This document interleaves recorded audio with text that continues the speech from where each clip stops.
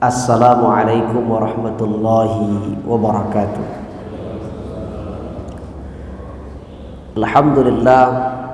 Alhamdulillahilladzi allafa baina qulubina, wassalatu wassalamu ala sayyidil mustafa wa ala alihi wa sahbihi ahli sidqi wal wafa.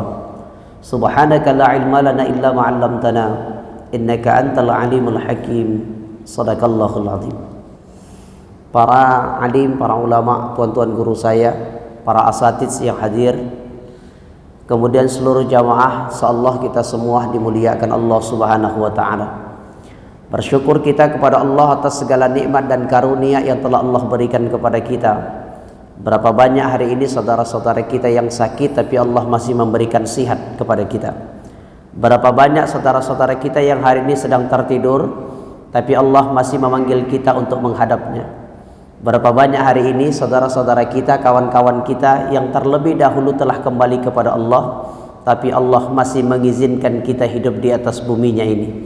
Mudah-mudahan segala nikmat itu senantiasa membuat kita bersyukur, lalu rasa syukur itu menumbuhkan benih-benih iman dan takwa dalam hati kita.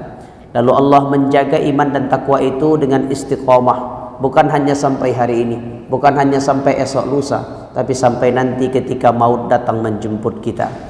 Ketika maut datang menjemput kita, mudah-mudahan Allah memudahkan lisan kita untuk mengucapkan La ilaha illallah Muhammadar Rasulullah. Salawat dan salam senantiasa tercurah kepada baginda Rasul Muhammad sallallahu alaihi wasallam. Allahumma salli wa sallim wa barik alaihi. Semoga dengan banyaknya kita bersalawat, menjalankan segala sunnah-sunnah yang telah beliau ajarkan, kita berdoa semoga kita semua yang ada di sini beserta keluarga yang kita cintai dan anak cucu keturunan kita menjadi golongan umat-umat Rasulullah yang akan bersama dengan beliau di dalam syurga nantinya. Amin ya rabbal alamin. Bapak Ibu yang insyaallah dimuliakan Allah Subhanahu wa taala. Suatu hari pernah Rasulullah itu duduk dengan para sahabatnya.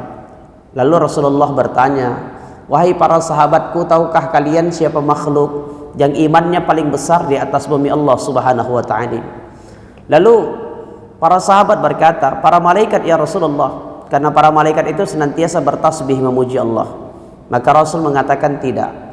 Para malaikat itu senantiasa bertasbih memuji Allah karena memang Allah titipkan akal kepadanya, tapi Allah tidak titipkan hawa nafsu.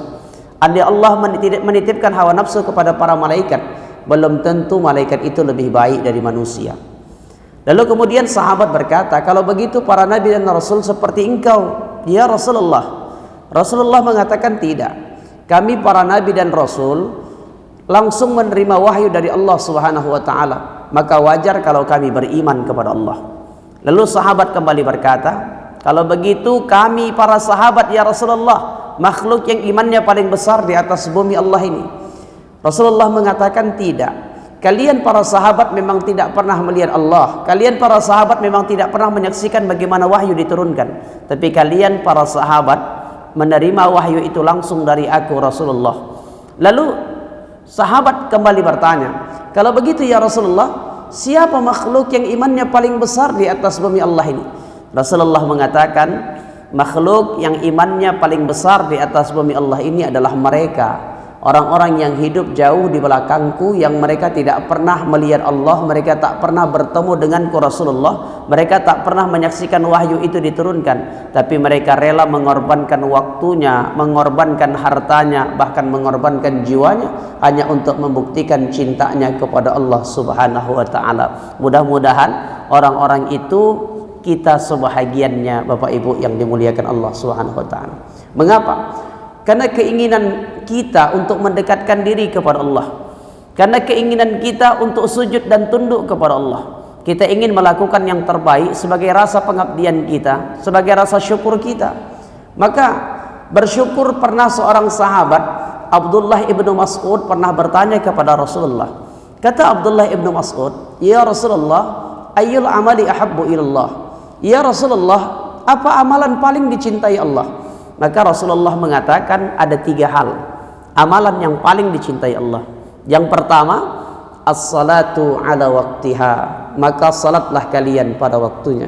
Bapak Ibu yang dimuliakan Allah, hari ini kita hadir ke masjid ini.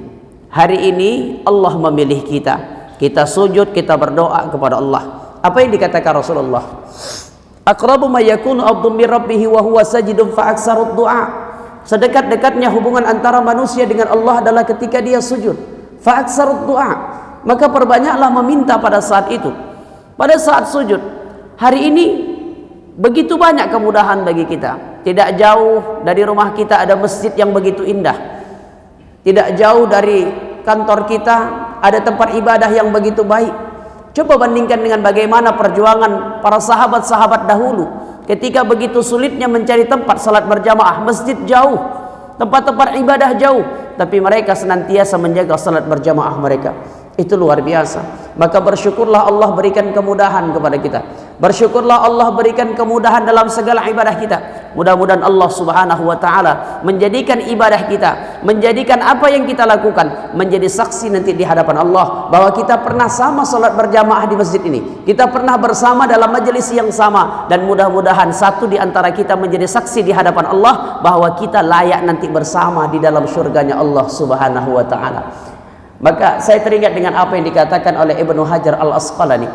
Apa yang dikatakan Ibnu Hajar Al-Asqalani? Ada 6 hal yang aku herankan terjadi di tengah-tengah umat Islam hari ini. Ibnu Hajar Al-Asqalani berkata ada 6 hal yang aku herankan terjadi di tengah-tengah umat Islam hari ini. Dan salah satunya apa? Kata Ibnu Hajar Al-Asqalani, salah satunya berapa banyak manusia yang berlomba-lomba membangun masjid dengan begitu besarnya. Berapa banyak manusia yang berlomba-lomba membangun masjid dengan begitu megahnya. Tapi ketika azan berkumandang di masjid tersebut, terlalu sedikit orang-orang yang hadir untuk melaksanakan salat berjamaah di dalamnya. Bapak Ibu yang dimuliakan Allah Subhanahu wa taala. Itu yang pertama. Lalu yang kedua, apa amalan paling dicintai Allah? Kata Rasulullah, wal jihadu fi sabilillah, jihadlah kalian di jalan Allah. Dengan apa? Bi amwalikum wa anfusikum dzalikum khairul lakum in kuntum ta'lamun. Dengan hartamu dan jiwamu sungguh itu lebih baik jikalau kalian mengetahui. Pak, ketika ada orang hendak pulang kampung mudik lebaran, maka ia mempersiapkan persiapan yang begitu banyak pulang ke kampung halaman padahal hanya seminggu 2 minggu. Tapi ketika dia tahu dia akan kembali ke negeri akhirat, kenapa mereka tidak bersiap dengan persiapan yang harusnya lebih baik dari hanya sebatas persiapan mudik lebaran? Iman, takwa, kita dipanggil suatu hari akan diminta pertanggungjawabannya kepada Allah. Aku berikan engkau pekerjaan yang baik, aku berikan engkau harta yang baik, aku berikan engkau kesehatan, aku berikan engkau umur yang panjang. Kemana semua itu engkau habiskan? Apakah engkau habiskan untuk membesarkan agamaku, atau engkau habiskan apakah hanya untuk membahagiakan dirimu di dunia ini? Para Bapak Ibu, kemarin ada kisah yang luar biasa.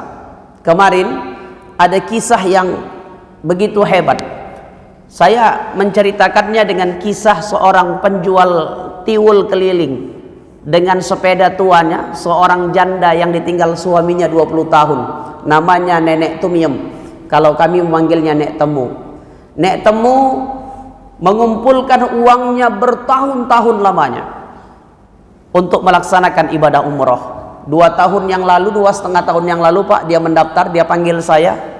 Dia bilang, Ustadz, saya kepingin melaksanakan ibadah umrah.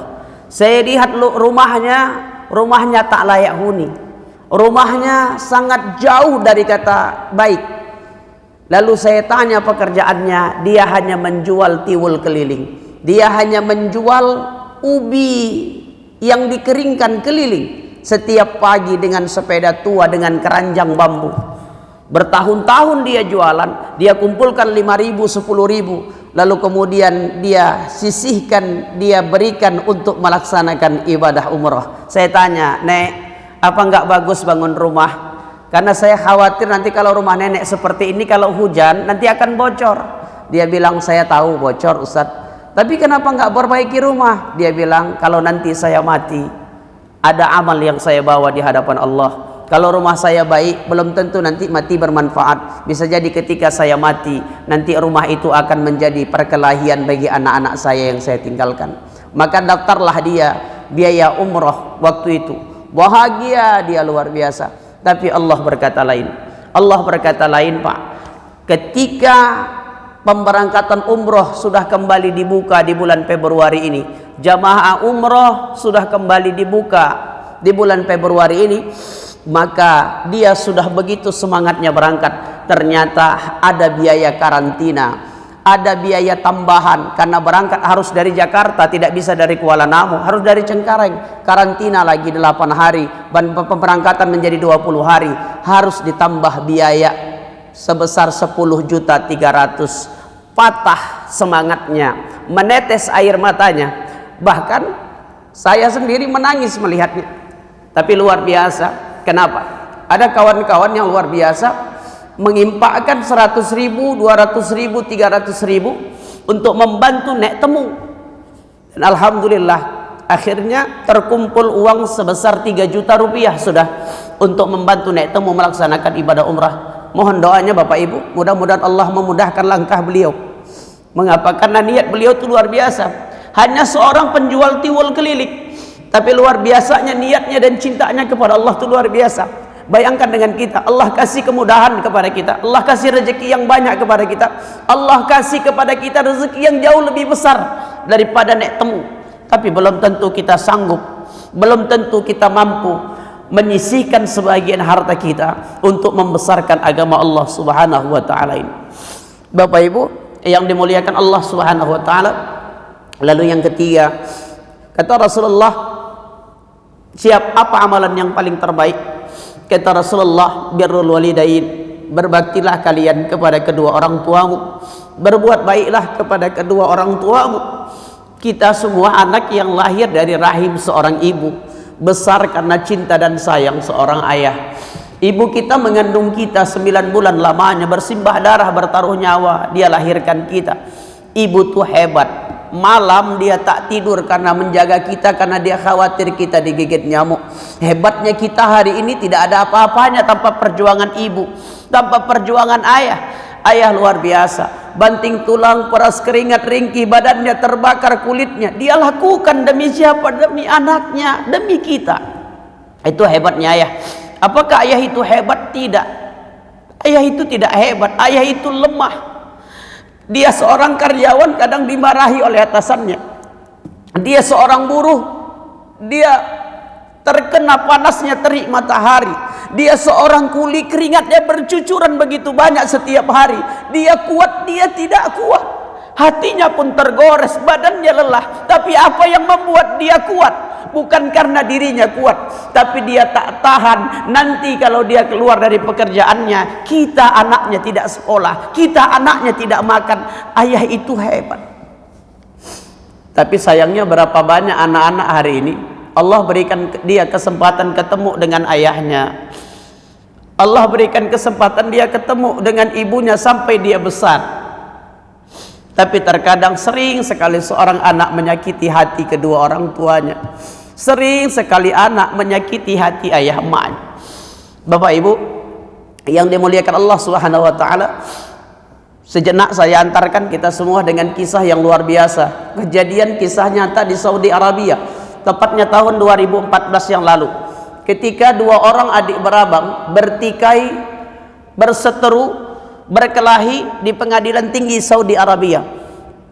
Mereka berkelahi bukan memperebutkan harta waris, tapi mereka berkelahi karena berebut untuk mengurus ibunya yang sudah tua renta. Selama ini ibunya yang menjaga itu abangnya, namanya Hizan Al-Harbi.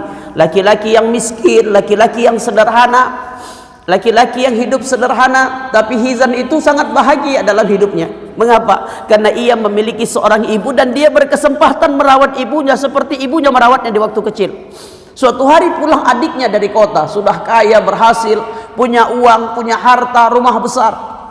Adiknya berkata, "Ya abangku, aku sudah memiliki segalanya, fasilitas di dunia. Izinkan aku yang merawat ibu. Izinkan aku yang merawat ibu." Hizan berkata, "Jangan adikku, Kenapa? Kau punya segalanya. Aku tak punya harta, kau punya. Aku tak punya mobil, kau punya. Aku tak punya jabatan, kau punya. Tapi aku punya ibu, kata Hizan. Itu yang membahagiakanku. Itu kunci syurgaku, kata Hizan. Adiknya tidak mau. Adiknya ajukan gugatan ke pengadilan tinggi Saudi Arabia. Pada akhirnya gugatannya diterima. Dan akhirnya sang ibu dirawat oleh adiknya. Maka menangislah Hizan. Mengapa? Karena ia merasa telah kehilangan kunci syurga yang selama ini dia rawat dan dia jaga. Cerita ini memukul kita. Cerita ini menampar kita.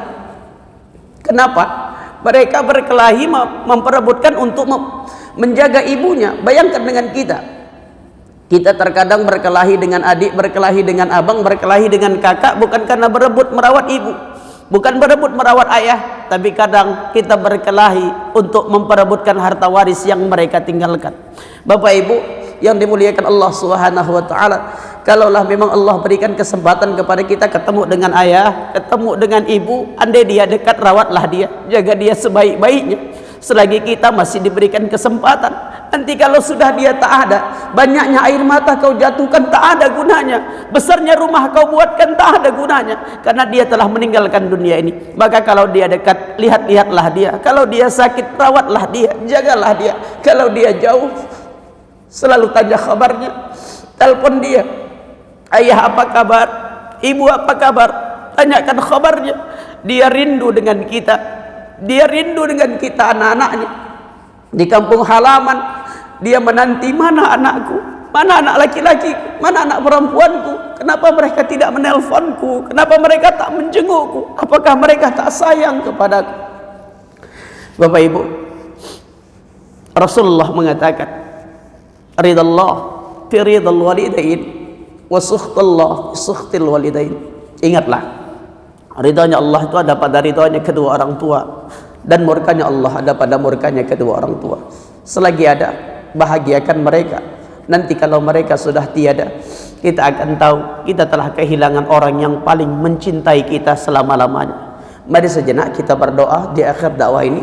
Mudah-mudahan Allah menjadikan pertemuan ini menjadi pertemuan yang Allah berkahi, Allah ridhai, dan mudah-mudahan Allah jadikan kita penghuni syurga, dan Allah kumpulkan kita dalam syurga dengan ayah emak kita, dengan istri dan anak-anak kita yang kita cintai. A'udzu billahi minasyaitonir rajim. Bismillahirrahmanirrahim.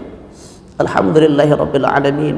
Wassalatu wassalamu ala asrafil anbiya'i wal mursalin wa ala alihi wa ashabihi rasulillahi ajma'in.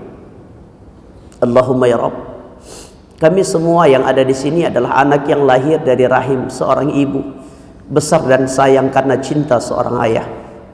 Ya Allah, kalau hari ini ayah mak kami telah kembali ke sisimu, ya Allah, ampunkan dosa-dosa mereka, maafkan dosa ayah kami.